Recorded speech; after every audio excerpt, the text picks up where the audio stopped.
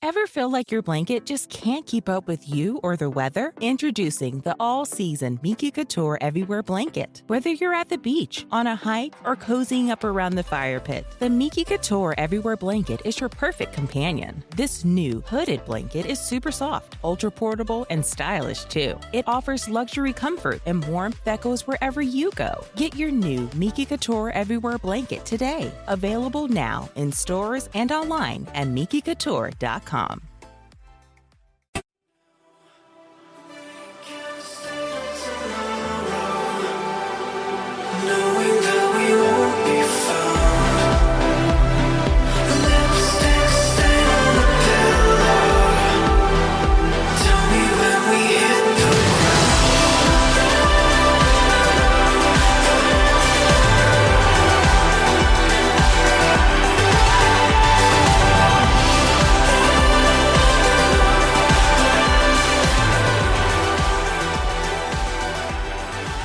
What's up, everybody? Welcome to the Deconstructions Podcast. We are your hosts. I'm Adam Narlock. And I am John Williamson.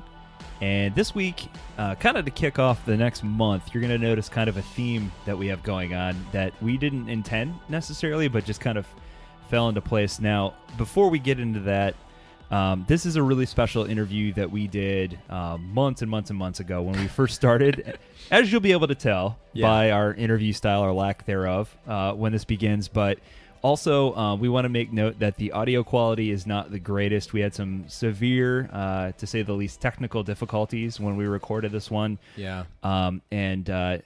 Probably sent our sound guy into drinking at that point. We're sorry, Nick. Thanks, man. So Nick had to do some work with this one. So we realized before he's a magician, though. He really is. He is. He's like a Gandalf. He's like Gandalf. You went way cooler. I was going to say, like the Chris Angel of sound editing. the tool bag of magic. But just kidding, Nick. That's not what I think of you. But you're more like David Blaine, dude. Oh, for sure. Street magic. Yes. But yeah, Nick had to do some major work on this one. And the reason that we decided not to re-record it, a couple things. The first one being that the content to this one is really important to us, and that's kind of the theme of this month. We have some really special guests coming up that we're really excited about, but have kind of this common theme where they dealt with some sort of tragedy or just some sort of major disruption in their lives. All a little bit different, but all just very traumatic instances in their lives. It's almost like when I think the theme that comes out also, like, this is when deconstruction isn't just intellectual. Yes.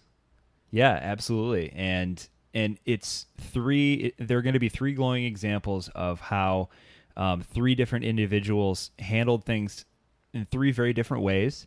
And all three of them do different things in life, but came out on the other side in a very positive way. Yeah. It didn't destroy their faith. I think all three of them would say it strengthened it, but it looks a little different out the other side. Every one of them looks very, very different.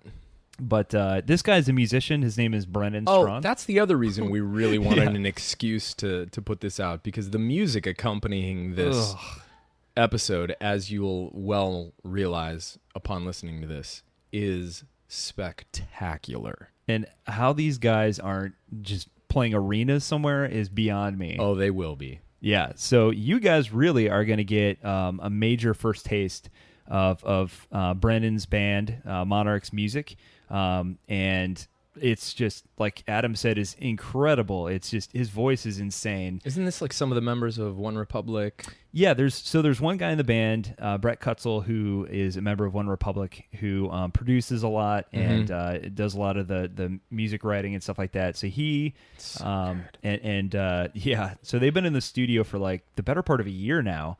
And so some of these songs you can't hear anywhere else. So, but this guy's story. This is Deconstructionist exclusive. Yeah. Kind of. So this guy, I've been following him for the better part of a decade, and so the reason we wanted to have him on is because not only is he a man of faith, but he posted at the end of this year, I guess, December-ish, posted this really just gut-wrenching, had this post on his Facebook, I guess. I don't know what you would call that. Yeah. But just about all the struggles that he had been going through that you would never know by the surface, you know. we talk a lot about putting your best Facebook pictures up and presenting your life in such a way. Carefully curated existence that we all show each other. Yeah, and this is a prime example. Which is just BS. It's just complete shit. Right. And this is just a prime example of a guy who, on the outside, you're like, this brilliant musician. He's got working on his third album, insanely good voice. A very handsome man, Can I just say, insanely good voice. Yeah. I mean, this is going to get a little awkward now. It's like magic. It really is. I bet that guy just farts rainbows. Because his voice, appreciate that. His voice is spectacular. Yeah, and so he's got this amazing voice on top of being a very handsome man. Like, he's kind of an intimidating person, I would imagine, in person. You know? Did you have a little man crush going on? I might have a little man crush on there. I'm just jealous because he always seems like he has perfect hair. You know? He does. That's what I'm chasing, that rainbow. You know. But anyway, so we don't want to talk about it too long. We want you guys to get to the meat of this interview. But some of it may be hard to listen to. There is a little bit of language. Didn't even feel like an interview. No. It's going to feel like you're eavesdropping on something you're really not supposed to hear. Yeah. Which is really cool because we've all got this real story within us somewhere. And so rare does it actually come out in raw, unfiltered form. And several of the things you're going to hear, not only on this episode, but on episodes following, another one coming out later this month that is going to blow your minds, is just that raw, unfiltered form. And this one's got the low audio quality to even make it seem raw and unfiltered, but it's so worth listening to. This would be our most hipster episode. We've been sitting on this forever, and we're just like, finally, it's just like, let's just fit it in. Okay, it'd be perfect here. We can't not use this. Right. And even though it's not awesome quality, Nick did a great job with it, and the content is so real. Yeah, you're going to hear real emotions behind the stories that Brennan tells. And like I said, parts of it will be hard to hear. I mean, certainly the stories that he was telling us were a little hard to hear at sometimes, just because you hurt for this guy. Yeah. So hopefully you learned something from this, and I think it's going to touch a lot of people out there in ways that, just talking about it from third person could. So hope you guys enjoy this one.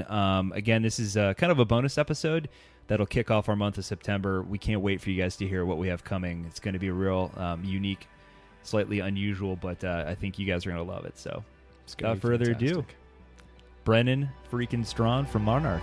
Boom shakalaka. Let's run through the night and light up like we know we're burning so bright. We'll say that we won't go. The skies are alive and taking us over. Look into these eyes now and tell me we won't go. Into the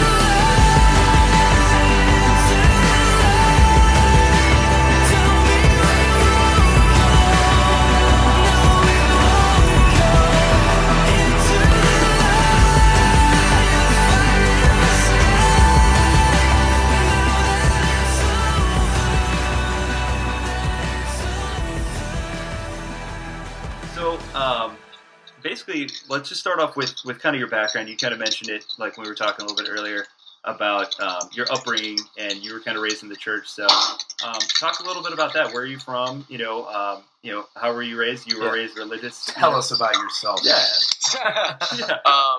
Man, I was raised in Pittsburgh. Grew up in a very charismatic church. For anyone that doesn't know what that means, it's very spirit filled.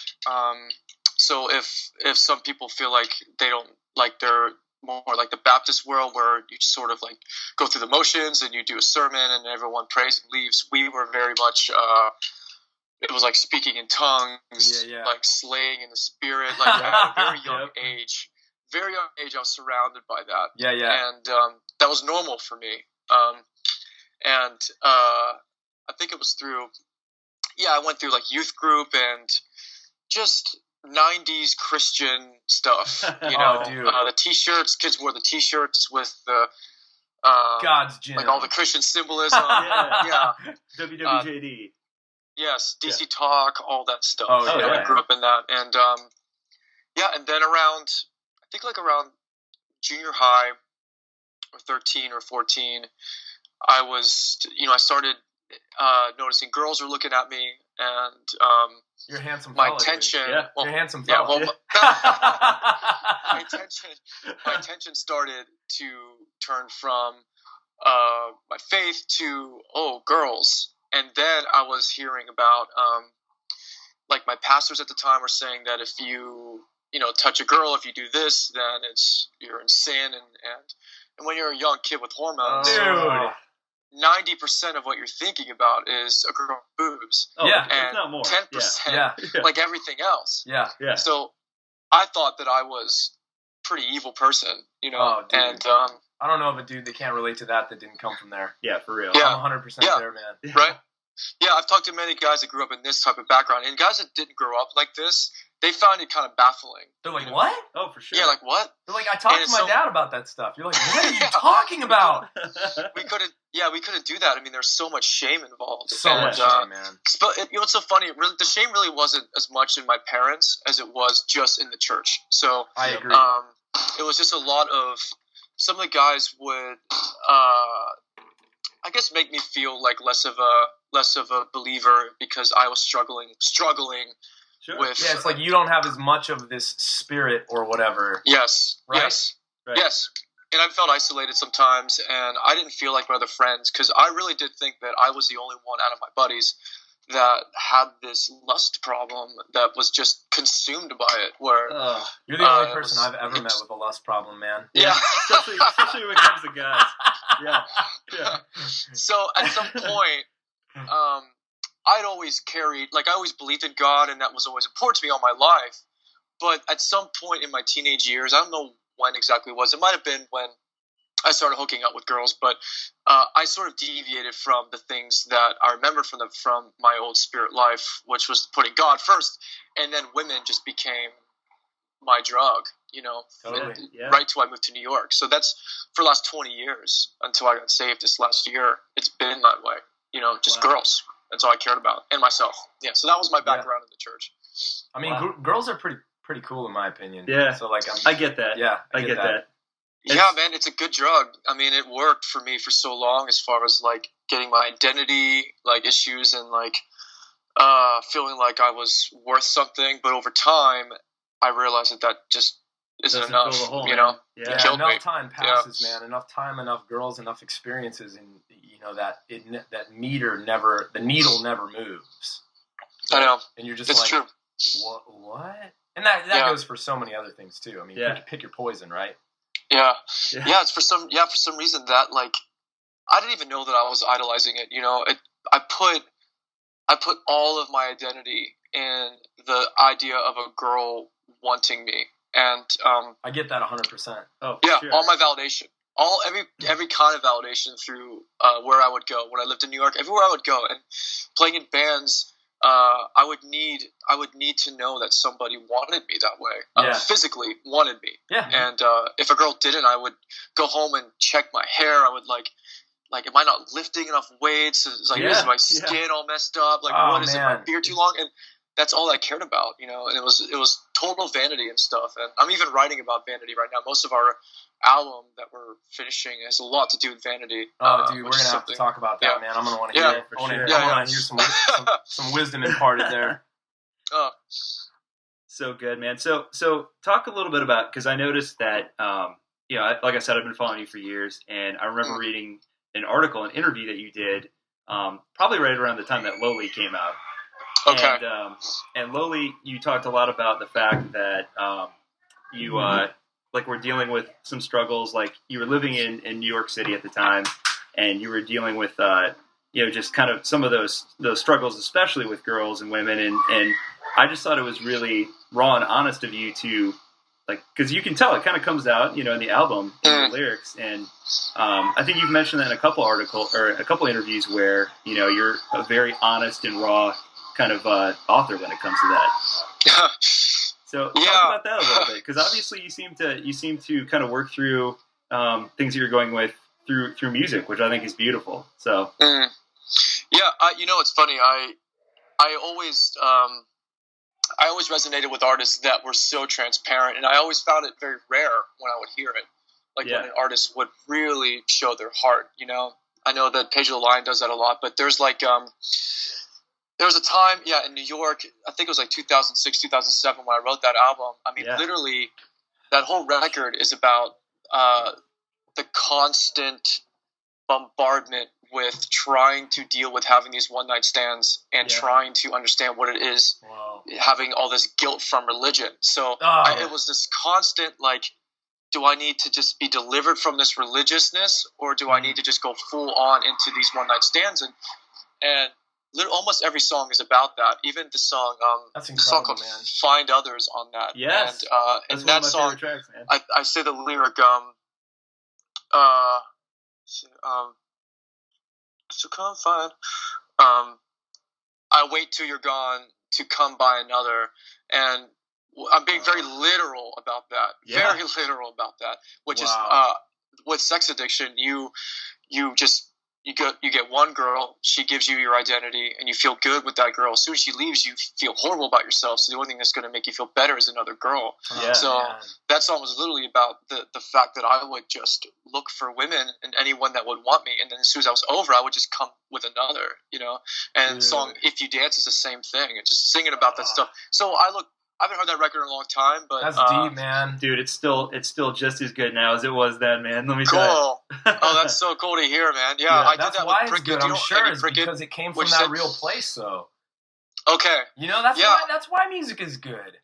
I appreciate that, guys. I feel like the only way that I could ever really write is like that, and I've worked with guys now that are helping me get better at it, you know. Yeah. So transparency is a good thing. It's the best thing. And it really is, and but it's also good to work with other writers that help you be transparent and give you the right imagery and visuals and stuff like that to really kind of come across. Because those records, I was pretty young.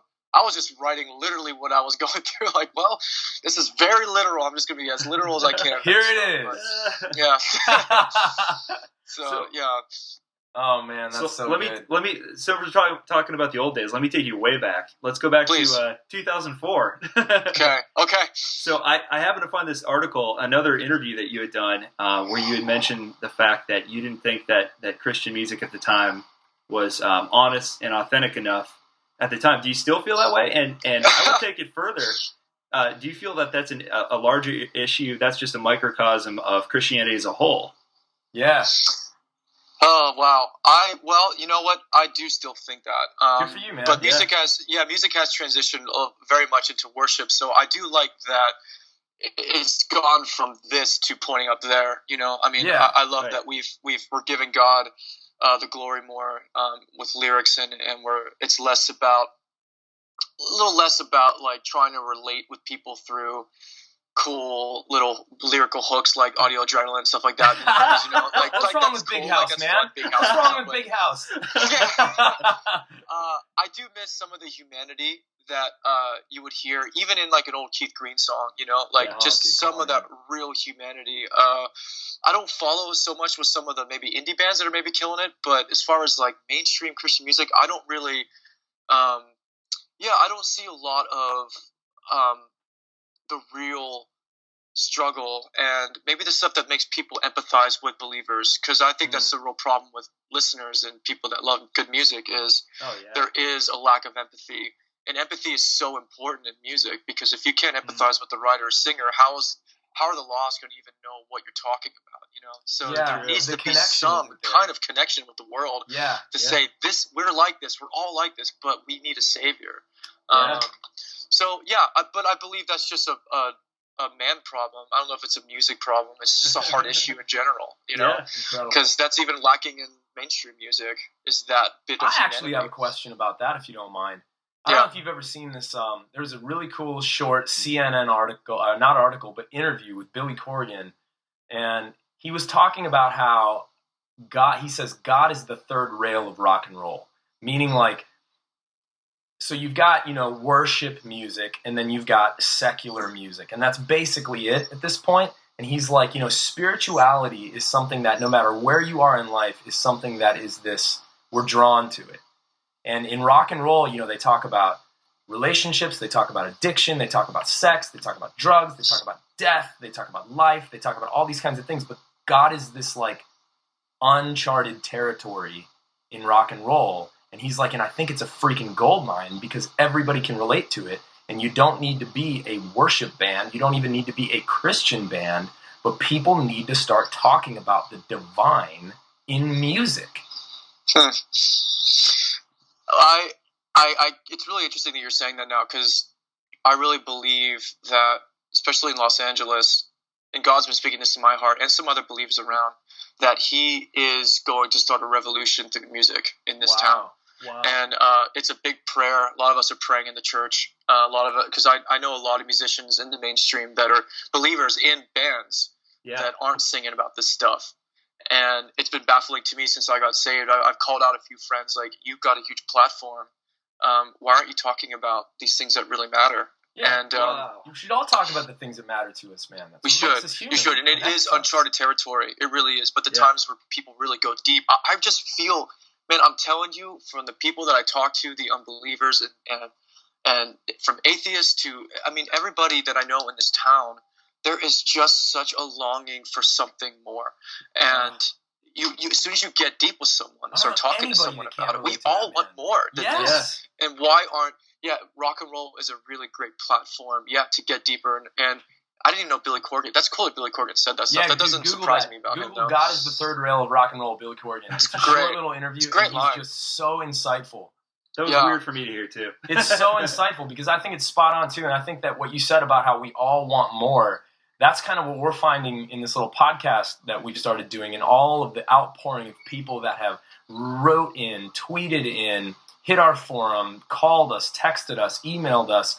It's this sort of, no matter whether you're a person of faith, quote, whatever, or a person that looks at themselves as just a seeker of, intellect or realization or science or whatever you want to call it, there is this huge reality out there that is, we can't totally always grasp it. And we always want more. We always want more revelation, but we box ourselves in by something, and we say, that's it. This is it. This is my reality. This is my God. This is it. This is the formula. This is how it is. And what we're finding by this deconstructionist podcast is when we start allow people and invite people to pull things apart, because either life is going to do that to you and you're going to be shocked, or you can start to actually take the initiative and think and look at things and feel safe doing it in a community of people. And we're just finding that is just something that's really resonating with people because we do want more. Yeah, that's beautiful. It's interesting too that when you're thinking about what we can do as putting our stamp on like humanity and how to actually put a stamp on the culture. And when you're talking about putting things in a box and putting God in a box, and I've always felt that about just modern day Christians and modern day Christianity, that we box God up to the point where we're not, and I'm guilty of this too, we're not thinking bigger. We're not actually dreaming bigger. We're not giving him beautiful dreams. We're not doing the things that maybe Michelangelo was doing back in the day, creating these amazing pieces of art. Like, why are we not trying to move God's heart the way he moves ours? Why would I say I'm going to write just a typical worship song and go play down at, the Rock Church and get all, the teens all together, we'll do a worship service? Why am I not thinking, what about Staples Center, man? Like, Lord, send me to Staples Center. Let me get all the people out that don't know who you are in that room, and let's sing about you. I mean, that's the stuff I want God to get moved by, not the typical thing that we've been doing for 20 years. And I want to be surrounded by men and women that dream that way. Well, when I listened to the EP that you sent us, man, I saw that. I saw something huge. I saw something beautiful. I felt like you guys were reaching towards the stars with that thing. And, really? Yeah, and the beginning of this episode, you heard some of this music from Monarch, and at the end of this episode, you're going to hear some more, and we just really appreciate that, man. You're nailing it. I'll never forget. Thank you. Some of the best transcendent experiences that I think anybody has ever had has been at a concert, not necessarily a Christian concert. In fact, my most transcendent experience I think I've ever had in music is when I saw Sigur Rós. Where'd you see them? Detroit at Fox Theater. Dude, what year was that? It was 2011. It was when Brennan's team came out, Viker. Okay. Yeah, I saw them in Columbus. What? Really? Saw them in Columbus during the Parentheses tour. Oh, you guys remember that one? That was album, dude. That album. 2003 or 2002. Oh my gosh. But they had I'll never forget. They had this like screen behind them. Yes. During track 8 or 7 or whatever, when it was all like crescendoing. Yeah. It was like a building that was going floating down, and it was floating down further and further, so the whole room felt like we were falling. Oh my god! As they're like crescendoing this thing. I don't know if they still do that now, but I was in tears at that concert. So what you're saying that you experienced, I agree. That show is unreal. It was unreal. I mean, like, Radiohead was amazing. Radiohead was like watching math, like beautiful math equations almost. Like, you're just like entranced by like, I don't know, like chaos theory or something weird like that. Chaos theory. But like Sigur Rós was the most transcendent. Yeah. People had their hands up. I mean, people are, probably drunk, drugged out. But they know that this is lifting me up. This is pointing at something transcendent and mysterious and beautiful and huge and expansive. Yeah, that's what people are longing for. Yeah. Yes, that is so very much what one of my dreams is out here, is to go into the clubs, go into those scenes where people just want a musical experience and show them how the power of Christ and how God really flows through this music, and to be able to see God through it, and hit people in a place that they're not used to, because a lot of people think that to be able to get into the presence of God, you have to be in a church and be around stuffy Christians. Yeah. And I'm trying to express that I would say 99% of the encounters that I've had with God have not been in the church. Nothing against the church, but that He works in all these different places, the weirdest places, He spoke to me the other day at Jersey Mike's. I'm just sitting there eating a sandwich. He just boom, like Holy Spirit, like spoke a word to me, and I was like, "What in the world?" So I want to go into the clubs and play music, and then talk about our testimonies and actually like tell people about what God did in our lives, and show people like, look, we're just normal humans like you that tried everything and nothing worked, and then we found this God who's changed our lives, and all we want to do is talk about Him now because it's incredible. Like, I was gonna die. I almost died until He rescued me. So talk about we're that. not a bunch of weirdos. Well, do you weirdos, mind talking but about we're some like of that? everyone else. We're just young. Yeah, man. Okay. Well, last year I was in a real dark place. I mean, very dark place. I was doing my own thing since my divorce. I got divorced about a year and a half ago with my ex-wife, and it was awful. Like, she and I had a very tumultuous. Is that the word? Tumultuous? Tumultuous. Marriage. We had a lot of up and downs. But we just had a lot of intimacy problems, and especially through my addiction through my whole life, my sex addiction that I dealt with, I thought when I got married that would all be solved, and it wasn't. And I never really felt like I fully put myself into the marriage. I always had like kind of one foot out, and I feel like she was constantly trying to she always felt like she was trying to please me in every way possible, and almost idolized me to where I was this number one thing in her life. And for my ex-wife, she was always like number 3, Yeah, sure. And I didn't realize that till after we were divorced, of course. But I just put her, I put her to the side. I was constantly working and promotions and stuff. I didn't really put her first. She had an affair, maybe 5 years into the marriage, and that really wrecked me. Sure. But I do take a lot of responsibility for that affair. But I never really got over it. And then our last year in LA, we were involved in a lot of really bad stuff, man. We were swinging at one point, trying to do everything we could to just get it going. Just trying to get it going. Get our marriage, sort of the intimacy problems, fixed. And we thought sleeping with other people would help. Sure. Just looking back at him, it's just crazy. Dude, you're just trying to do whatever. Yeah. You're desperate. But you gotta realize, two desperate people in Los Angeles, we got caught up in the life here. Yeah. Yeah, literally. And at that point that year, this is our last year we're married, we were just like, fuck it, let's just do whatever. Yeah. And it didn't solve anything. It got really dark, and it was really, strange seeing ourselves that way. And I remember I kind of came to my senses one day, and I was like, I don't think we should be doing this anymore. Yeah. And she agreed with me. Man. And for like maybe another month, we tried doing the marriage thing. And at one point, we were walking down the street, and she said that she wanted to like date other people and never actually wanted to ever sleep with me again and stuff like that. And for a husband, that's just the worst thing you could hear your wife say. Oh man! And that wrecked me. Like I couldn't get over that at all. And I walked out of the marriage, and it was pretty shitty. But then then after I walked out of the marriage, I really wanted to win her back, and I tried to win her back, but she was over it and started dating another guy right away, and I got really upset. And then I got on that Tinder game.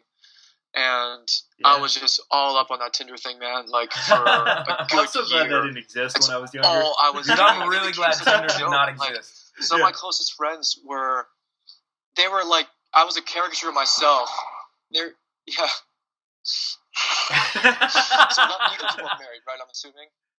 You guys are both married. So, yeah, we're married. Yeah. That Tinder game is dangerous, and I got to where. Okay, good. Yeah, I got to where I was like sleeping with a different girl almost every single day. And at one point, it felt like maybe there was like, one day I was with 3 different girls in one day. Wow. And I knew there's something wrong with me. And I was keeping all this. I didn't tell anybody, really. Yeah. It was like maybe 2 guys that knew some extent of it. But even your closest friends. The fact of the matter is, that's all that I was doing. I wasn't doing anything else. I just would wake up and do that. Wow. And I was doing a lot of drugs and smoking a ton of weed. I would just wake up in the morning and smoke all day long. Just numb and everything. all this was going on while I was still leading worship at churches and stuff, and trying to, because I always fit in that world. And but I never really, my heart wasn't there. Jesus didn't mean anything to me. I didn't care, and he never really did since I was like 13. Wow, so it was one day, and I've been contemplating suicide for a long time. I had this really terrible incident at a friend's wedding, and where I kind of embarrassed myself because I was stoned and drunk, and I was at home one morning, and I'd been like researching all this stuff about suicide, about the best ways to die, the most easy way to die, and I couldn't find anything really that was peaceful, because I was like, I'm too much of a coward to blow my brains out. Man. I don't have the balls to do that. And it was the quickest way, because you can't really do pills, because there's all this like stuff attached to that. If you take the wrong amount, you get brain damage. I don't want to like wake up and be a have brain vegetable or damage. something. So hanging was the only thing that made sense. And I've been putting it off for a little bit, but I wrote a will one week, and I after I wrote this will, I woke up one morning and a girl just left my apartment. And I was in bed. It was like maybe 10 a.m. And it just came to me. I'm like, I can't do this anymore. Like, I really can't be around anymore. And even breathing hurt. Like, taking breaths. I hated the air that was going in my lungs, because I felt like I didn't deserve to breathe. It's really strange, the amount of depression and self-hate I had. Man. That I actually felt like I'm wasting the air that someone else could be using. Wow, dude. So, I woke up at like 10 a.m. I took a rope around the doorknob of my closet door, and wrapped it around the other side. Oh. Yeah, man. And I spent like a week not thinking about my parents, so I wouldn't think about them. I wrote a will out, and then I hung myself, and I was hanging there for a while. I was pushing all this force down after I kicked the bench out, trying to strangle it to death, and it was just unbearable, Oh my gosh. And as I'm hanging myself, I'm thinking little thoughts like, I don't know really, God. I don't feel like I know you anymore, but please let me come to heaven. I've heard that suicides can still go to heaven or something. I'm thinking that stuff because I don't want to go to hell. Oh my gosh, man. And as I'm strangling, the rope just slips off the handle behind, however I tied it. And I fell to the ground. And at that moment on the ground, it was like something came over me of what has happened? How did this happen? How does it come to this? And I started sort of getting my shit together, and tried not to think about that I just did that, and started to contemplate how I'm going to do it again, and how I'm going to actually make it work this time. Oh my gosh, I guess like when you go through suicide attempts, you normally don't. From my experience, people I've talked to, you normally don't just jump out of it and like, okay, well, back to life. It's like, no, that sucked. How do I actually succeed in this next time? Yeah. This day I was walking down Hollywood Boulevard, and I always used to listen to stand-up comedy in my ears. Never music. Always just something to distract myself from how I was actually feeling inside. Yeah. Especially because, like, I felt like I was losing all my friends. It was a struggle with my deal and, like, and my manager and all these people. I felt like I was letting everyone down and isolating myself. So this one day, I was like, I'm tired of listening to stand-up. I'm just going to listen to something positive for one day because I'm just sick of putting garbage into my mind all the time. Yeah. And I remember, like, maybe 10 years ago, I used to listen to this guy named Matt Chandler. I don't know if you guys know who Matt Chandler is. Dude, yeah. He's like this preacher in Dallas. Great. Yeah. Okay. I remembered this guy. I remembered how I used to like listening to him. Like, well, let me just put something positive. Yeah, he's a beast, man. So I pulled up a Matt Chandler podcast, and yeah.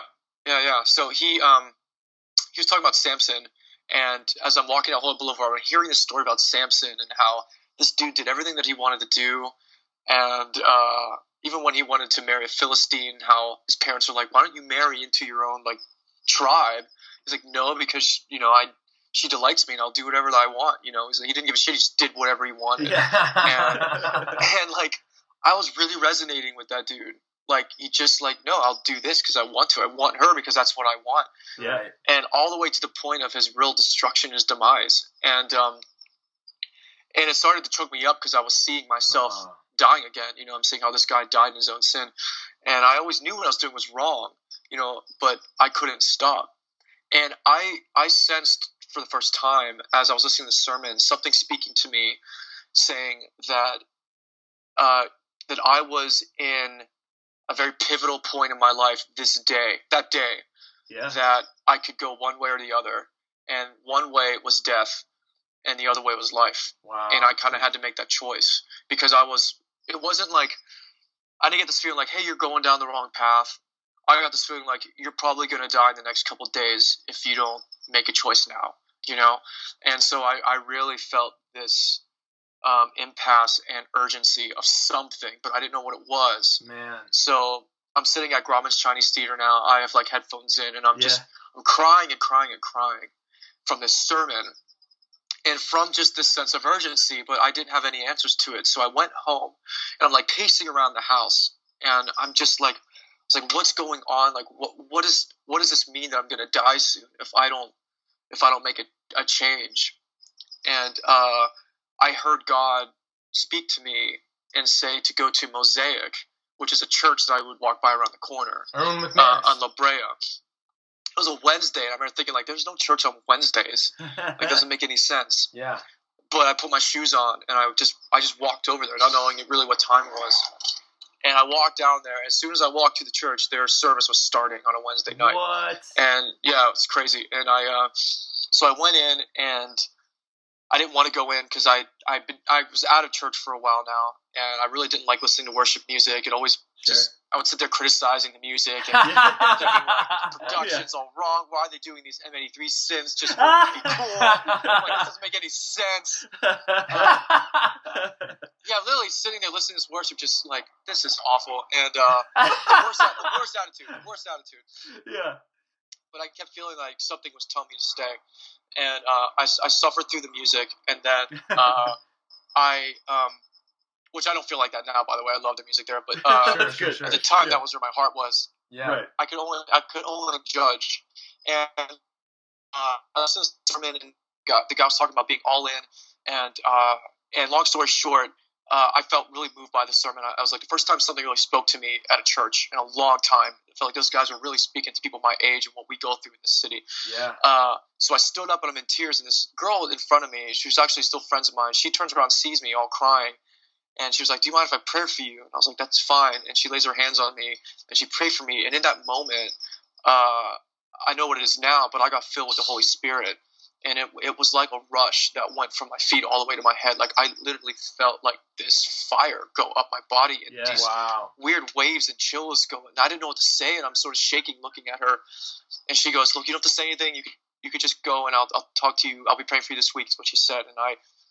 And I left that place and I started running home. I was in cowboy boots. I'm running home Hollywood Boulevard. I put headphones in and I'm yelling like at the top of my lungs out to God. And I'm yelling. I'm just like, I remember you from when I was a kid. And I was saying, like, I'm so fucking tired of you. Yes. I'm tired of all this stuff that I'm dealing with. Like, I'm tired of feeling like I have to be perfect. I'm tired of religion. I'm like, I was like, I don't want anything to do with this. It's been life. I was just trying to be real with him. Like, I was like, if you're real, if this is actually something that could be revolutionary in my life, tell me now or let me die because I can't take this anymore. And I didn't hear anything. So I'm still running, getting more frustrated. Wow. Having this real intense conversation. I'm cussing at him. Yeah. I'm very, very angry because I felt like I grew up in this and he was supposed to be there for me. Right. And why is this such a struggle? Why can't I stop doing what I'm doing? Like, why do I have to feel this guilt all the time? And it just didn't make sense to me. I'm like, all I hear is love. Everyone's saying love and joy. Right. I never know what joy was. Right. Like, all I knew about God was guilt and shame. That's the only thing I would ever relate with him. That's the Dude, only I thing think I ever a lot felt. of people can relate to that. Yeah. I think a lot of people can relate to all I feel about God is guilt and shame. Yep. Yeah, that's it. Those are the only two feelings I would have. Not a great those. representation, in my opinion, No, of the, man. of the divine so love. warped. Yeah, so warped because it's so wrong. And I ended up at the corner of Hollywood and Argyle. And I was standing there and I just had one last moment. And I sort of like took a deep breath and I said, okay, God, I keep asking you for stuff. I keep asking you to say these things and do these things. I'm wanting all this from you. I was like, I'll be honest. I'll give you anything you want. Tell me what you want from me, and I'll give it to you. Do you want my music? Do you want my relationships? Do you want this? Do you want my money? Do you want this? Just tell me what you want, and I promise you I'll give it to you if you'll take all this away. Like, if you'll take this away, I'll give you anything. And at that point, like, I was willing to sacrifice anything in my life. I would have dropped everything. I would have left my band. I would have given everything I had away and moved somewhere if that's what he wanted, because it was either that or death. Man. And when I said that, he spoke to me and he said the words, I want your body, is what he said. Which, saying that it sounds fucking weird. Right? So, it's like, I've heard that before. I was standing there. But not from God. Yeah, I was in awe, and I was like, what does that? I was like, what does that mean? I was like, what does that mean? I want my body. And he made it very clear. He's like, I want your body. He's like, and then I want your mind. I want your soul. I want your spirit. I want your heart. I want all of you. And he said, I know that the one thing that you haven't been able to give me is your body, because you're giving it to everybody else. Wow. And once this is mine, once that's mine, I'm going to fix that. I'm going to fix that. And he starts pointing out all these things, like that part of you that's a liar, that's going to be gone. That part of you, all that shame, that's gone. He's like, give that to me and I'll take it all. And dude, I'm getting choked up thinking about it.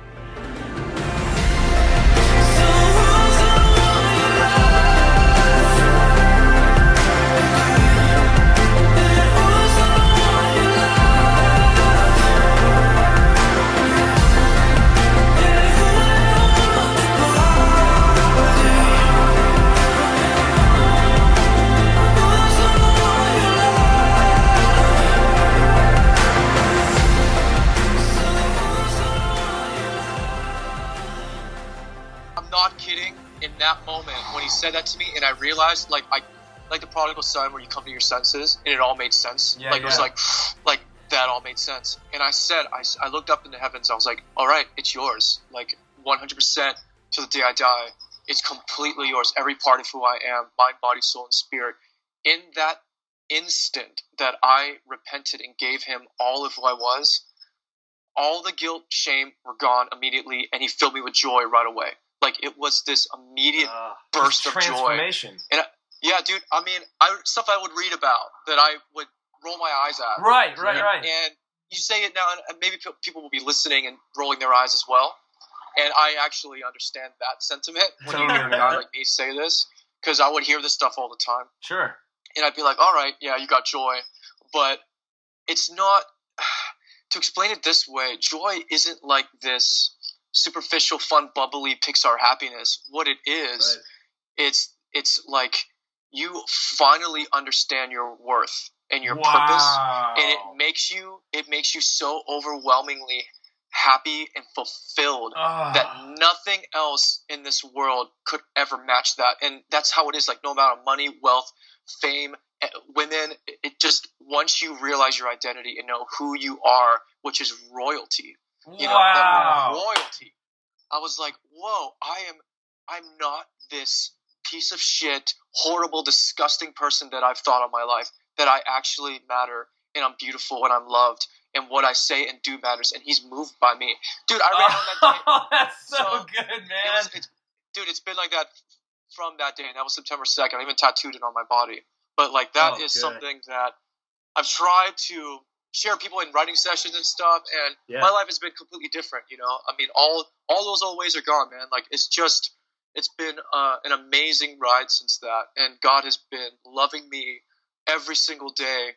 And man, I walk around like a prince, you know, as how we should be walking around. I don't walk around defeated, worried, you know, stressed out with fear. Like, he gave me the ability to see myself as he sees me, and that is something that I would love for all of us. And that's something I would try to share with my friends: is see yourself the way God sees you, because once you see the way he loves you and you're able to love yourself the way he does, man, we can just change lives that way, you know? So anyways, that's what went down. Let me ask you something real quick, man.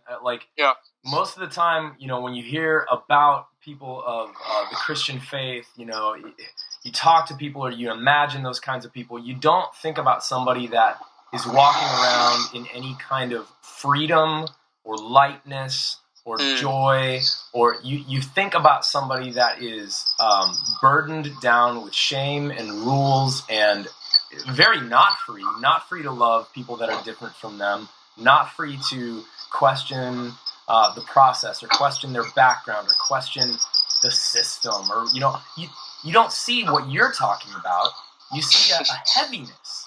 You see like who the heck would want to be a part of something like that?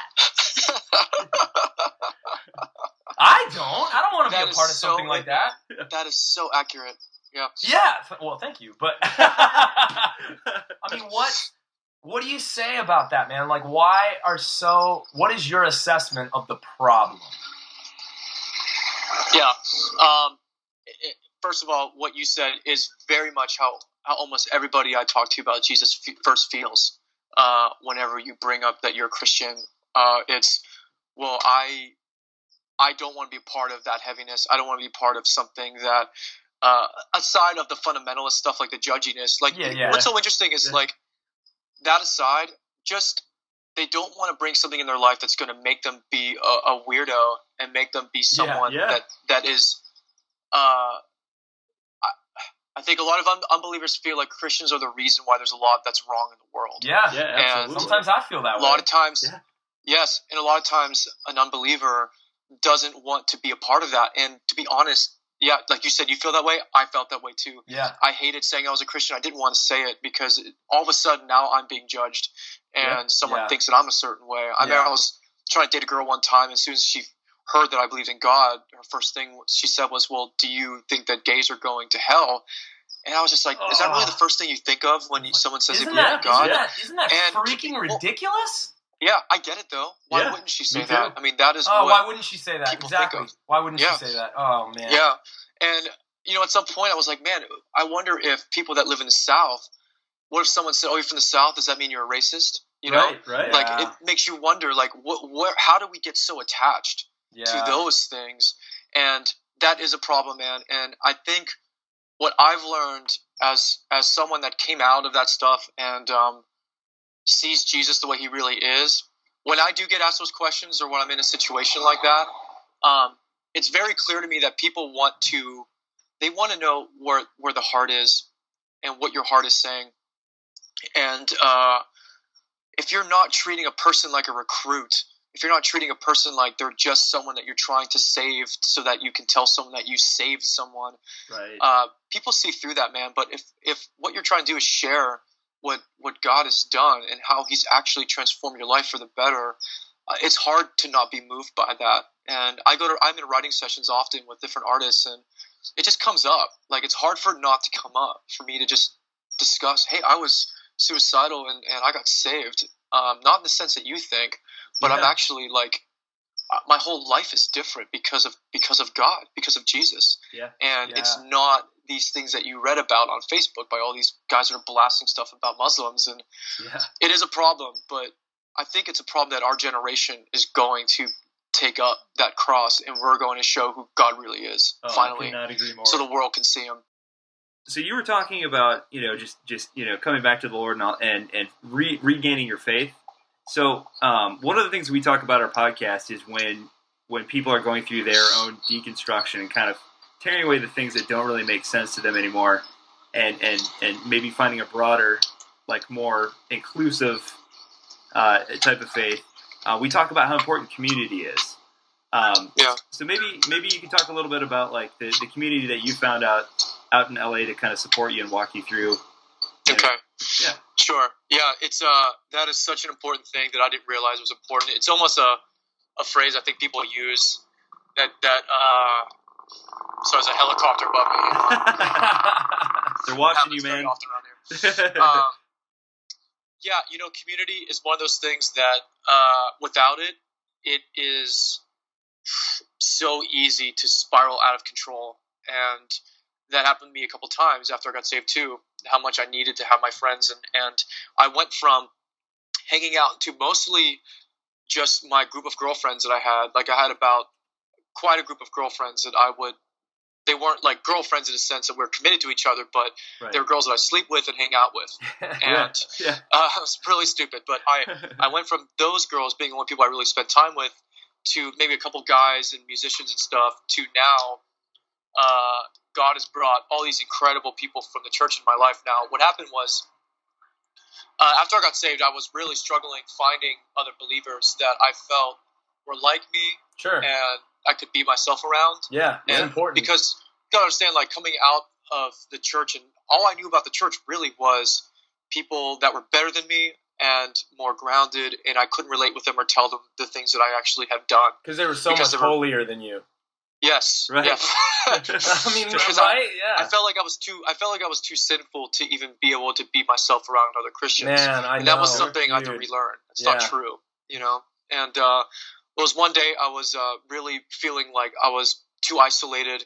I would spend most of my time in my apartment watching Todd White sermons, and I was finding that, like, I didn't really have any friends. Like, all of my unbelieving friends really didn't talk to me anymore. Yeah. I tried to, like, hang out with some of my closest friends. This one producer guy that I'm really close with, he just really kind of cut me out of his life. And one of my best friends stopped talking to me in the sense of a real friendship that I had with him. And that was really devastating to me. But it was all because of who I was before. And I kept feeling like all the people that knew me before, who I was before, aren't accepting this new part of me, or at least not believing it. Interesting. And think that it's kind of just a new facade or a new phase that I'm going through. Sure. And I remember this thing that I think Jesus said, you guys can correct me if I'm wrong, about how a prophet is never accepted in his own land. Not that I'm comparing myself to a prophet, but what I mean in the sense that someone that is different a lot of times isn't accepted amongst the people he used to hang out with. Absolutely. That you don't make as much. Man. I've noticed I don't make as much of an impact with the people that knew me before I got saved. Because people think once they know you through, and they know you forever, and you're not allowed to change. Right. And it's just like, man, we got to give each other some grace here and some space to move. Yeah. Yes, and there have been some that have been that with me, which is awesome, but not that common. So one night I was just praying. I was like, Lord, I'm feeling really I'm really bummed that I don't have any friends, and I like that I could get real with you guys here too. Is a lot of times just when you have a bit of a public figure, like if there's a lot of weight to what you say, and a lot of times if I feel that in my life, the reality is I've been very lonely for a very long time. I really didn't have any real friends. I just didn't have them. I pushed them all away, and people didn't want to hang out with me because I was such a tool bag. I prayed one night. I was like, God, will you please bring some people to me that I can talk about this stuff with? Because honestly, the real reason I wanted friends is so I could just talk to people about Yeah, man. Jesus and my faith and not feel judged. You know, talk about 'Cause I what you're couldn't- going through and what you're What I'm going through. experiencing and Exactly. like you can't process something alone. No. Can't. I had so many questions that I needed people in my life that could answer them, because being baptized in the Holy Spirit and all these things, what was going on in my heart and in my soul, I just needed answers. And luckily I had the Bible, which was amazing, and I had amazing preachers I'd watch online. But so one night I think it was the next day actually, I found out that Mosaic was doing this thing where they're inviting everyone to just come out and meet people and like do like small groups and stuff. That's what Christians call like hanging out, small groups. Yeah, fellowship. They fellowship. Yeah, we fellowship, man. Yeah, what a weird word. So so I went to that. I met a ton of people my age, and literally from that moment on, my community has been this incredible guys and girls that are lifting me up, that hit me up every day. I have group chats all day long with people sending me verses. I send verses to them. I wake up in the morning and I get bombarded with scripture from my friends. And, hey, I'm thinking about you, praying for you. Cool, God spoke to me last night. I get voicemails through the day from friends saying, hey, I just want to pray for you right now. I don't know if you're going through something. I get these. I mean, this is stuff I didn't know existed. And this is the community that happens at my church and in this little this place around Mosaic. People behave this way. They don't just, it's not fake. Like I used to just experience Christianity in the church where you'd shake someone's hand and say, oh, I'll be praying for you this week. And what is that? You know, but then people that are really bit into it and really get it and really like are digesting it and wanting it to be real. Yes, that's all I've ever wanted, man. All I've ever wanted is something real, and for God to be real, and for people to be real. And I finally met people this way. And the women, what's really cool is the women that I've met, God has helped me to be able to look at girls differently through this time, because I used to only see women as an object. Sure. They weren't like, I mean, I just didn't see them as equal to me. I really did. I'll be real with you. Like, it wasn't a misogynistic thing as much as it was. Yeah, man, they were a device for my pleasure. Sure. And that's how, because if the outcome is I just want to ejaculate, and that's all that I cared about, then they're the only thing that's going to help me do that. So, of course, they're just an object to me. Yeah, sure, man. And the beautiful thing about grace and what God did, and it's someone like me and the way I think, and I know other men are like this. I know men think this way. Oh, absolutely. God delivers you from that, and He delivered me from that. And now the women that are in my life, I love on them. I care for them. They're my friends. I don't see them that way at all. You know, I could spend time with them, and any lustful thought doesn't even enter my mind, because I see them as a sister, and I see them as a princess of the Almighty. And when you look at a woman that way, there's no room for that kind of behavior anymore. It just gives I don't all of operate that way humanity anymore. this dignity. Yes, it's respect. It's like I care for them and I love them the way Jesus does, and how could I do such a thing to them, you know? And behave the way that I used to behave. Doesn't mean that I don't still struggle with those things. You know, it's not something that goes away. Yeah. And I'm not even saying that I'm not going to falter, or I'm going to be perfect. And I live in the moment now, so I'm not making these crazy commitments like, doesn't matter. Abstinence and, you know, virgin again and all that stuff. It's because that stuff, it just leaves you broken again, because when you screw up, you're like, oh, I broke this huge covenant, and now I suck again. Dude, no, it's like being a believer and having freedom in Christ isn't freedom to just do what you want now and sin the way you want. It's having so much joy in loving Jesus so much that you just don't want anything to do with sin, because you know what it does.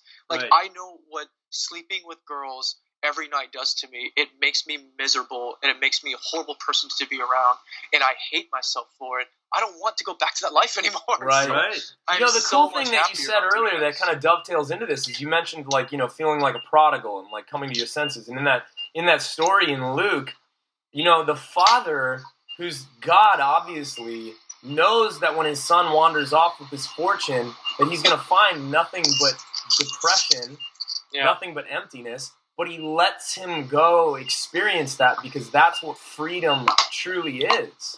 It is. He does it. That's so beautiful too, because I've screwed up a few times since I got saved, and the first time when I did, I remember feeling like, well, I just ruined everything. You know, I thought like, well, everything that I had said and done, and like I screwed it all up. And what I learned from that was pretty amazing. Is God was very specific by saying, hey, listen, I don't require you to be like this quintessential ideal where you have to do the right thing all the time and be perfect, you're going to stumble.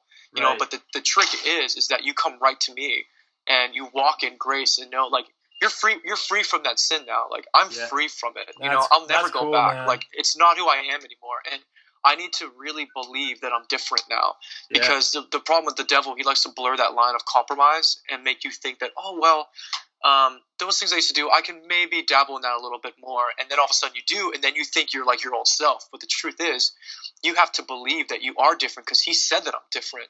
And now that I know that I'm different, I know that I'll never, ever be that man again. So when we do falter and do screw up, it's not a moment that we can now spend the day beating ourselves up and thinking, oh, I'm that guy again and I screwed everything up. But no, it's like, no, I'm a son of the King.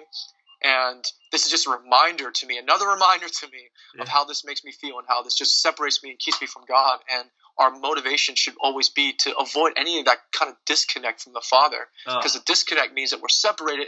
And to me, sin is the disconnect.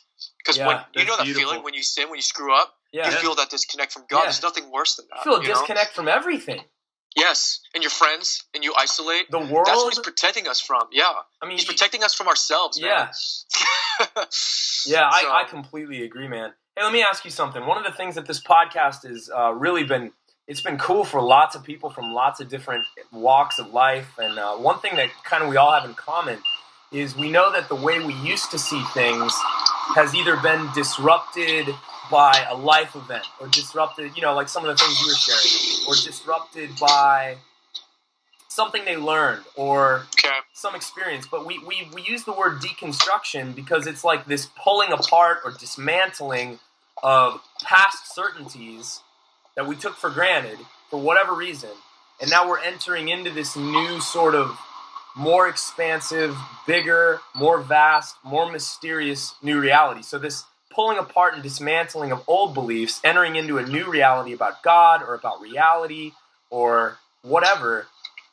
Like how does that kind of look for you? Like, you used to kind of believe this way, and then some things happened, and like, how do you now look at some of these things, and how would you kind of talk about deconstruction in some of those ways? That's a great question, especially because I had a lot of old ways of believing in certain things. Because even though I wasn't, I didn't give my heart to Jesus, I still had a lot of religious stuff in me, and I had a lot of very specific beliefs about faith that I really felt were true, I think because of the way I lived and through experience. That I was like, well, God behaves this way because of this, or I don't think that I should feel this way because it makes me feel that way. So I base a lot of my beliefs off of my own feelings and a lot of how I felt would make other people be more receptive to faith back before I was saved. So now, honestly, going into my beliefs, deconstructing how I used to feel, there's a lot that God has had to go into my heart and say, hey, that was a lie. You need to let that go. Wow. And to be honest, the thing that's really helped me verify these things is just the Bible. There's really no other source that I can think of that has allowed me to go, well, your word says this. I've been saying this. I need to really kind of check why I've been feeling this way and what your word says. And I go deeper into that scripture, and then I tear apart. Let me give you an example. Yeah. I was very big on open view of the future, worldview type stuff when it comes to theology. Sure. And extremely anti-Calvinist, because Calvinism to me at one point was very, very harmful in my faith. Believing that all that stuff with Calvinism. I'm sure your listeners know a little bit about that. But I used that as an excuse to do what I wanted, because I didn't like the idea that things were already set in motion and that I had to walk this blueprint way of life. And that if I'm already if I'm predestined to go to hell, then what the hell? I'll just go to hell. If you don't want me, I don't want you. Makes that sense. thing. Yeah. And I use that as an excuse, and I had to really learn what God meant by that without getting too deep into that kind of theology. What I really see it as now is that there is a higher calling, and that I have to live above reproach because God's called me to live above reproach. It's not so much that it's a calling as though, hey, when you were born, you're going to heaven and that guy is not. It's more, I'm choosing you to live a certain way, Wow. so that others can see who I am through you. Oh, And so it's wow, not dude. like this That is so good. elitist thing that I thought, you know? It's like, how just a about being calling. chosen to be somebody who like teaches people how to love? Yes. That's what the whole point of this is, you know? And Exactly. so there were a lot of those kind of moments, and even sexual boundaries and stuff that I really had to check, because I would think, well, I used to be married. What am I allowed to do now? You know, God, do you really expect me to be celibate? Like, what do you expect of me? And I would dabble in those things. And I would say, okay, maybe if I just go down on a girl, that's okay. Because I'm not having sex with her. Sorry for being too graphic. No, you're dude. fine. But these are things that we think about, because this is stuff that I was told when I was a young kid. Like, you're allowed to do this. Like, you're allowed, because I remember I was allowed to make out. Right, But I wasn't allowed to right. touch a girl's. I wasn't allowed to touch a girl's boobs, but I can make out with her. Right. But I was still getting aroused. There's a I'm book like, out what there is- somewhere, What does right? all this mean? It Dude. didn't make any sense. And I'm not even kidding. These are still the questions that are going on with people my age in the church. Oh, for sure. It's It's weird. this crazy It's like weird. rule matrix code that people are trying to crack. Yeah. Yes. When a life yes. of free love, which is what the divine life is Yes. not about that. No, it's Yeah. not about that. And I've learned what God really wants out of me through me specifically. And I think everybody needs to really check who they are and what God is trying to say to their life. Because fundamentally, man, like, He knows us all specifically. He knows our hearts, our struggles, who we are, to the depth of who we are. So Yeah. there may be ways that He wants to move in us that are different from other people, but His word is still the same. Yeah. So He could be Yep. using me and using His word through me in a different way than He would someone else that maybe needs it to be in a different way. So for me, God had to be very clear about boundaries, because He knows, look, this is the thing that keeps you separate from me. So I need you to stay pure, you know? Yeah. And I always tell my friends, like, look, stay pure, man. Like, I'll be honest, like, yeah, it's fun to do that stuff. I get it. You're not, you know, it's not the end of the world if you hook up with a girl. Like, you don't have to Right. beat yourself up. Right. But like, just from my experience, it leaves you pretty dark and Yeah. it's empty. It's not the same, because I was married. Sex with your wife is not like sex outside of marriage. It's very different. You feel, Yeah, true. feel a real emptiness to it. I mean, Yeah. it just happens. It's a real thing in the core. So for me, it's a struggle, man. It's a struggle every day. There are times where I Yeah. do fall, but I know right now that God has been clear and said, these are the boundaries I need in your life, and to be sexually pure, because with that out of your heart, without those thoughts of lust in your heart, I can actually do real work in you, and you can love people without that thing. It's just a distraction for me, man. Like, Absolutely. the moments when I am just like bombarded with lust and that stuff, it's a huge distraction from what I'm actually meant to be doing. Man, that's And good I look stuff, at it as man. any kind of drug. So those are other ways of thinking that I've had to flip, because I used to just yeah. make excuses. I would find any way I could to do what I wanted. And if that meant like, well, I won't have sex, but I'll be able to do this, and I'm doing the right thing, God's like, yeah, you can do that. That's fine. But Yeah. what is that Yeah. going to do for you? That's not going to Yeah. leave you any that's joy. so good, You're not going to man. have any joy in that, right? That's so good. Oh, man. Yeah, Because that's dude. fundamentally what He wants. He wants us to have His joy in His heart. So if I'm fooling around with girls, then I'm left feeling darkness after, and there's no joy in that, and that's not what He wants from me. So Right. it's not the legalism that I really thought it was all my life. Not at So all. I hope that at least clears that up with some people, you know, because it's a big thing, man. Yeah. Everybody deals with this every single day Man. in the church, you know.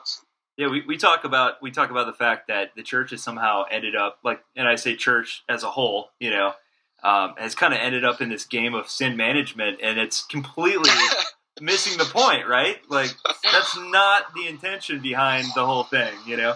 Wow. So Sin management, that's cool. Yeah. I didn't come up with that. I stole that. So I steal all my stuff too. It's all Everybody good. does, man. yeah, anybody worth listening to stole it from somebody else. So it's Yeah, fine. totally. So, so just a quick question for you, just kind of going back to, you know, like when things really went dark for you in your life, and so what advice would you have for other people out there who are struggling with kind of dark and harmful thoughts, and how can they reach out for help? What do they do? Yeah. It's always good to get out of your own head, because when you're battling things in your mind, I find your mind will always win over. Wow. And Yeah. a really good way of getting out of your head is speaking things out loud. It really does help. So I find in those moments, man, those moments of psychological warfare where you're just feeling so much stress or fear, or where sin is just overwhelming you, addiction, or whatever it may be. For an example, if I got a phone call from a really good friend even last night, said, "Hey man, I'm really struggling. I want to have sex really bad tonight. I need help." And I just called him and prayed with him. But I find in those moments, because the stuff in your head, when you speak things out loud, when you actually say, like, God, I am really, really wanting to act out right now. I really want to do this one thing more than anything. And I'm really frustrated because I don't feel you. I don't know where you are. And I'm hating on myself. And you just express everything you're feeling, like, just honesty. out loud. Yeah, just yeah, honesty. God, say it out loud. There's power in your words. Dang, man. And when you pray it and when you say it, I find those moments pass quicker and easily. They really do. There's so much with the power of your own words and speaking the words that God has in the scriptures, because if you just lie there and you're in your thoughts, I find 90% of the time, man, I always fall in those moments because my mind just wins. It just always does. But His word will always oversee. So like Dude, that is profound. Yeah. It's just the truth that's happened with me. I mean, and I've just noticed it. I've noticed it, and it's a real thing when you speak it. And so, if other people are dealing with stuff or feeling that, remember, I would also say to really know what grace really means. Grace isn't an apology and being forgiven from an apology. Grace is the realization that we are free from sin and that He has empowered us. That Christ has empowered us now to overcome sin. That's what grace really is. It's not this groveling, I'm sorry, please take me back moment. It's no, you live in the castle. You're with the king already. You're already royalty. Dude, you're already there. Yeah, dude, we're not peasants out there like Aladdin trying to steal apples and trying to get the king to just forgive us for stealing. No, we're in the castle. We're already royalty. So why do we live in such condemnation when we are princes and princesses? There's no need for it, man. There's no need for it. Like, dude, when we have struggles and we like fall and that stuff, just let grace just wash you over and know, like, it's okay. You've already been forgiven for that stuff. It's already taken care of. Yeah. So there's no need to like wallow in it anymore. You know? I don't care who you are, man. That's beautiful. It's just that's the stuff God's been revealing to me. Just because I've been asking Him, like, who am I? Yeah. Show me who I am. Man. I desperately want to know how He sees me because it's important to me. It's important to me, man, to be able to walk around town and just like shine that light and know, like, no, I'm not condemned. Like, I have no fear. Like, someone could walk up to me in the subway any day and put a gun to my head, and I would smile right back at him, man. I don't have that fear anymore. It's not amazing. There, you know? Because we're not of this world. We live in a supernatural realm, and like I really believe that there's a lot more that we have at stake and a lot more that we're capable of doing if we just need to dive into and realize who we are. That's the problem with this culture. It's an identity crisis, man. It's an identity crisis. That's good stuff, dude. Dude, you realize you're dropping nuggets so good that we're never going to be able to have another musician on the show again.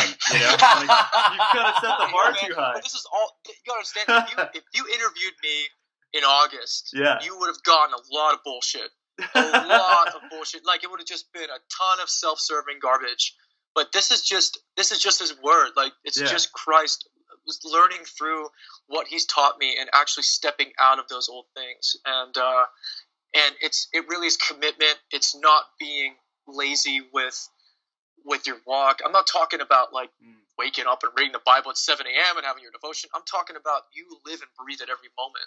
Yeah. Like, there should not be a moment of your life that you're not completely in tune with the Holy Spirit in conversation, in anything. If you're lying in the grocery store and you're being impatient because someone's taking too long, you got to check your attitude. Like, where's that coming from?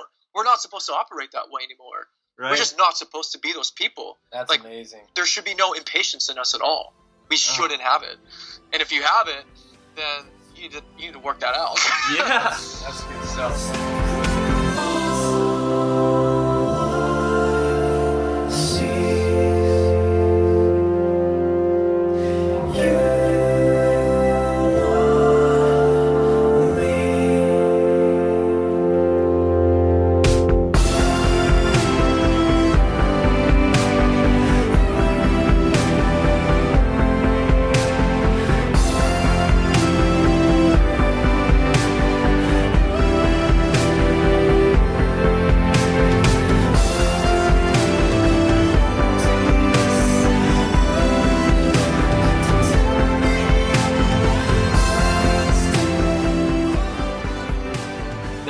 you said, I'd love you to just touch on one more time. Sure. So many people, I think, look at spirituality and religion and some of the things you were talking about, and they just kind of throw it all in the same bucket. And I completely get that because, we've mishmashed all of these words, and honestly, the way we live, like the thing I appreciate you about you, man, that can I just encourage you for a second, is Sure. I feel like I'm talking to somebody who's not worried about fitting into a mold, but somebody who is free in their authenticity. Yeah. Like, It's awesome to hear the that. way you're talking about what you've experienced with the divine and God and this spirit that you refer to, that a lot of our listeners are going to be like, I'm not sure what that is, but I can tell this guy means it. I can tell this guy is speaking from his gut, speaking from his inner parts, his inner life. And you contrasted that at one point when you were talking with religion. You were like, this isn't religion. I'm tired of religion. Yeah. I think Yes. everybody's freaking tired of religion. Yeah. I know. Yeah. Can you think of one positive thing about the word religion, honestly? So what do you think the difference is? Like, how would you explain the difference to somebody that's like, aren't you talking about religion, man? Because you're not. But, like, some people would think that that's what we're talking about. It's just such a hard thing to do. The difference to me is a lot of it is people with a lot of head knowledge about things. Yeah, you know the Bible, and we know people like this. You know the Bible, you know the Quran, you know this, you know religion, and you could out debate anybody when it comes to religion. Like even when you see some YouTube comments, Yeah. Oh, dude. you know, get out of here with Christians that that look. stuff. That's a perfect example. Like it's really smart people that know the word inside and out, and know all the sins and how to explain it and how to condemn people. Yeah. And here's a good example too. I watched this documentary called Father of Lights, and it's just a really cool documentary that's Todd White's in it and some other really cool preachers like Bill Johnson from Bethel. But it had this really cool evangelist he was in Venice Beach, and he was prophesying over people through their tattoos. So people would walk by, see their tattoos, and he would look at their tattoos and prophesy over them and tell them what it means and who they are and what Jesus loves them. It was really cool. But when they were filming this thing, they were noticing that no one wanted to talk to this guy because they saw the picket fence people were like down the block. Wow. You're going to hell people, with the signs. I don't know if you guys see a lot of that in Ohio, but out We see here, some of it, man. they're everywhere. Okay, so what's really cool about this documentary is that the evangelist said, "Look, I'm really able to love on people through Christ that walk by me. Like I just have an easy way of loving them, but I'm noticing I'm having a hard time loving these guys, the guys with the picket signs. Yeah, for sure. Totally, man. And it checked me too because I have a hard time loving the religious. Yeah. I really do. The religious, I really sometimes feel like deep hatred. Dude, they for bug the those type absolute of people. shit out of me sometimes. Yeah. Yes, because they ruin what we're trying to do.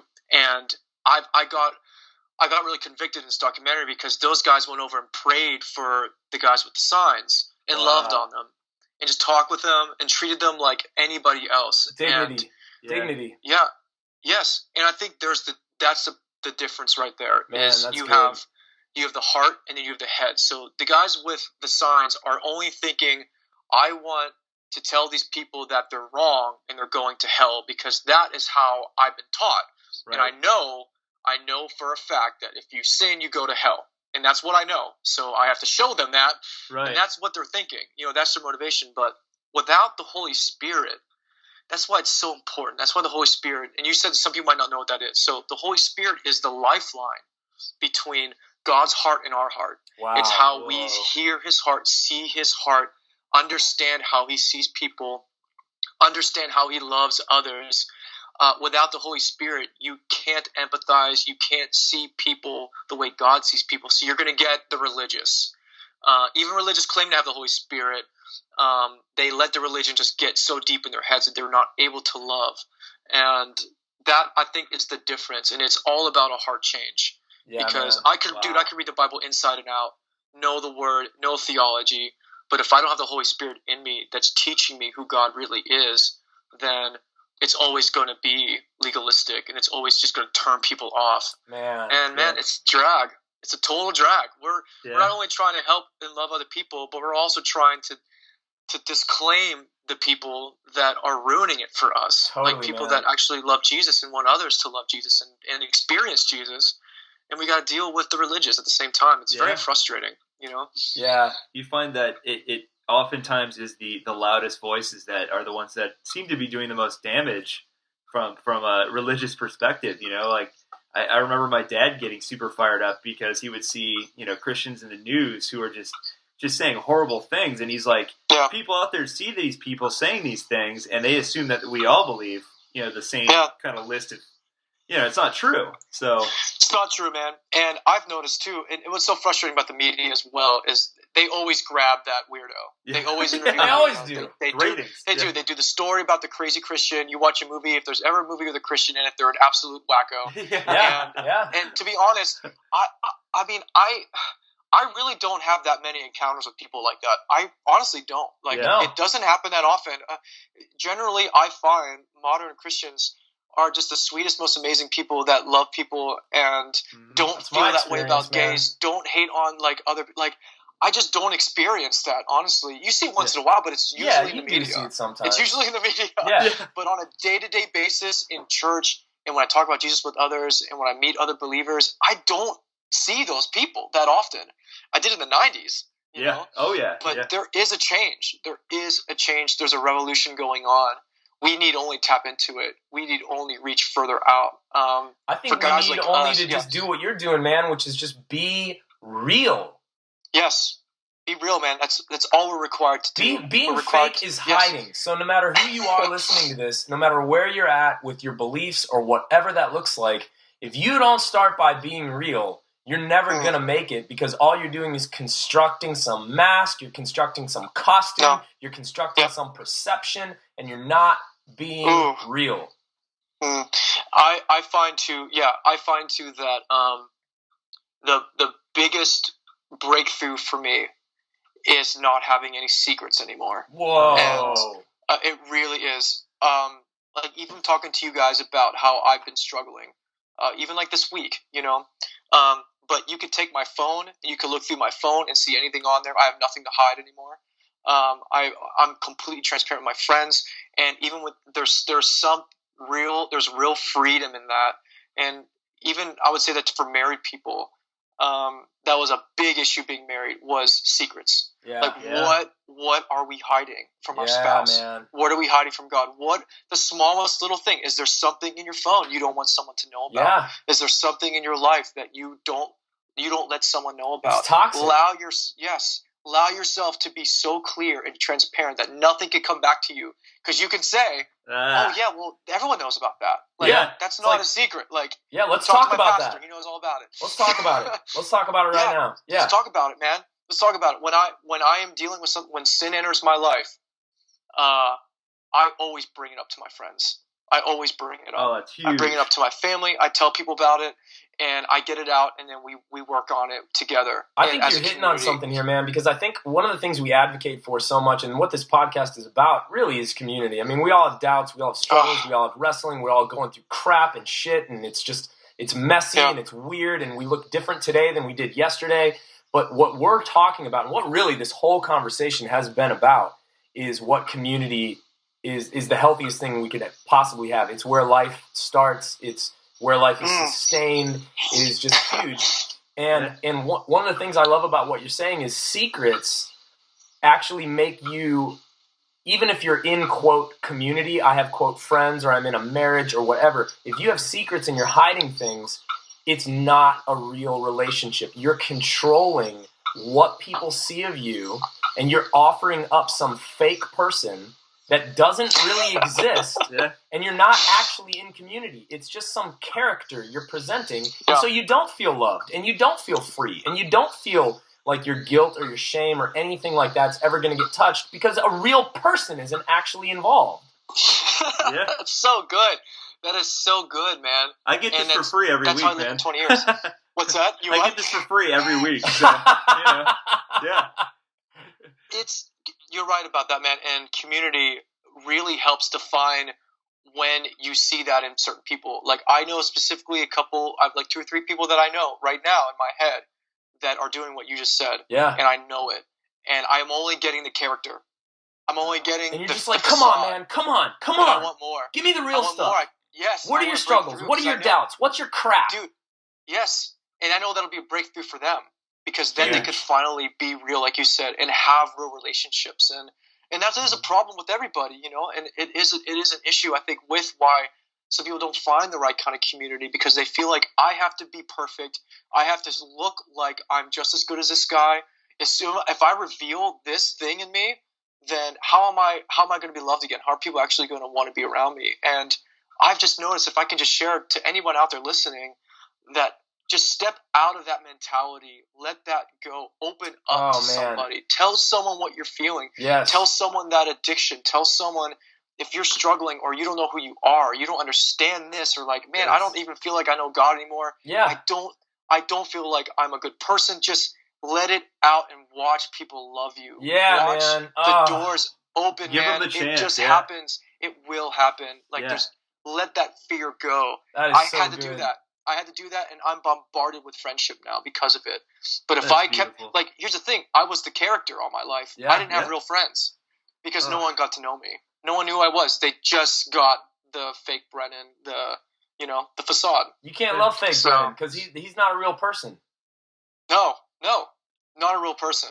And I love myself now, man. I really do. I love I can who tell, I am. man. I love who God made me, and it allows me to love other people.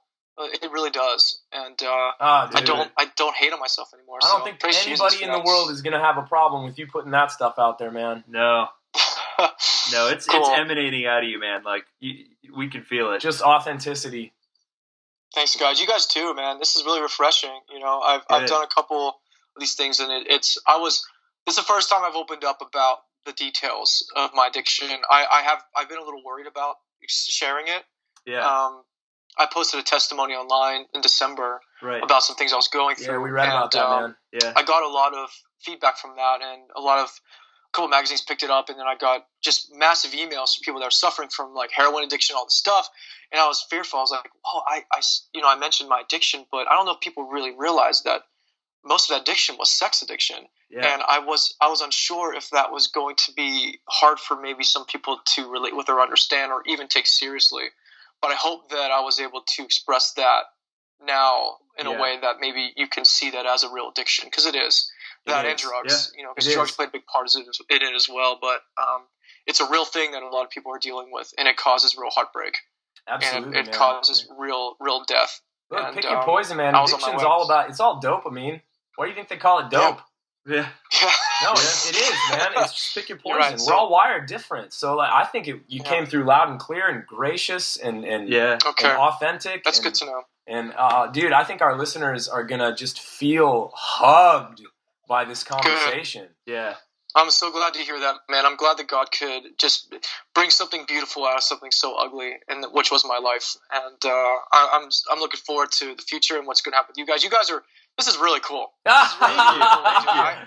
I read a little bit of your reviews when we were off camera for a second, just to see what was going on, and people are loving what you're doing. It sounds like one of the most authentic things in radio right now. So I wish you guys the best. I hope this thing blows up. I know it will. Thank you. Yeah. Thanks, Absolutely. man. Yeah. Thanks, man. Well, let's let me wrap it up with you then real quick because we don't want to keep you on here all Sure. night. But just for our listeners, I know you had some vocal issues with the vocal cords. How are those? And Yeah, it's still a problem. You know, I'm getting through it. You can hear I'm talking okay. For a while, I wasn't really able to talk at all. wow, My voice isn't what it used to be. You know, I have to sing for maybe an hour a day when I'm tracking vocals and stuff and recording, and then it just completely dies. My buddy Phil Wickham, he's like the singer down in San Diego. yeah, He went through a very bad vocal injury where he had to get surgery, and he taught me through some like exercises I can do to avoid that. So I've been doing what he said, and I've been able to avoid surgery. So right now things are going to be okay. The album's going to come out soon. okay, But yeah, I'm just hoping. Yeah. I'm definitely hoping that it'll heal at some point, so I don't have to have surgery, because it's pretty frustrating not I being able think to you'll sing like definitely we used get to. some Yeah. people sending prayers and thoughts and I'd love it. and encouragement I'd your love way it. just from that, man. I need it, man. We will. I miss my voice. I really do. I miss it. Yeah, miss we'll being able to definitely sing like I used to. we'll support you in that, man. Tell us just a little bit about this record, when it's going to drop, Sure. and some people want to know about that. Yeah, so we're kind of dividing it up into, I think, maybe 2 or 3 EPs right now. Okay. We have a lot of music that we're working on. It's heavily influenced by our favorite films mixed in with paralleling our favorite films with life events. So Awesome. we have songs like, even like, I'll throw this out there, like the song Orion that you guys have. Yeah. EP. That's literally about Terminator 2. Which is such a great film, man. Yeah, dude, what we would do is, because I wrote this stuff and my friend Brent produced it. We wrote it together and he produced it, but we would just like find our favorite childhood films, parallel those plots with our own lives. So wow, that's super so even, cool, man. Oh yeah, it's interesting. Like even this song, the song Treasure Island. Yeah. It sounds like we're really singing about the plot of that story, but what it is, it's a plot parallel with the fact that it was about my ex-wife and I when we got divorced. Before we got divorced, we were leaving Seattle. We wanted to just leave all the stuff behind that we left. So that song is about moving to a new city and finding hope in a new city, in a new town. Wow. But it's also paralleled with the story of Treasure Island. So almost every song of ours is about a movie. That's so neat, man. What a cool angle. I've never heard that before. Yeah, so that's one of the exciting things that we do. Yeah. We have one that's going to be about Indiana Jones, and I can't wait for Oh, dude, man. You got me right there. You got me. Yeah. So it's not literal, but you'll hear those elements in there, and I'm not sure if I want to reveal all of it yet. No, don't. don't. That's enough. That's enough. But I'm like, I kind of like the mystery of that. So yeah, guys, thank you. Let me know if you need anything else too, because this is really cool what you're doing. You've been incredible, man. Please. People are going to get blown away by Grace this. and peace to you, friend. Yeah. You guys too. All right, guys, have a good one. Hey, All right, stay in man. touch, Thank buddy. you so much, man. Take care. All right, You got it. Bye. See you. Bye.